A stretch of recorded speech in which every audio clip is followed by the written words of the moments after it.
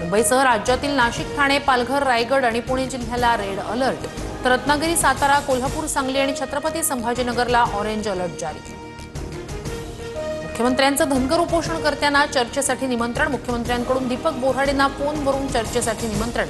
एसटीतून आरक्षण केंद्र सरकार देत असतं, चर्चेतून मार्ग काढू, फडणवीसांचं आश्वासन।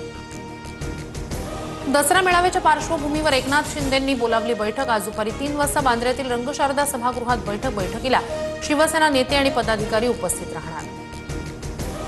मुख्य गुंड निलेश घायवळ परदेशात पळून गेल्याची माहिती। पोलिसांकडून लुकआउट नोटीस जारी। घायवळनं पासपोर्ट बनवण्यासाठी अहिल्यानगरमधील बनावट पत्ता दिल्याचं समोर। पासपोर्टसाठी परवानगी देणाऱ्या पोलिसांवर प्रश्न उपस्थित।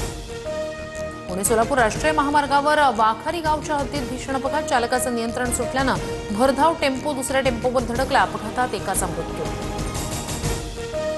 अभिनेता विजय थलपतीच्या रॅलीत चेंगराचेंगरी, लहान मुलांसह 39 जणांचा मृत्यू, 50हून अधिक गंभीर जखमी।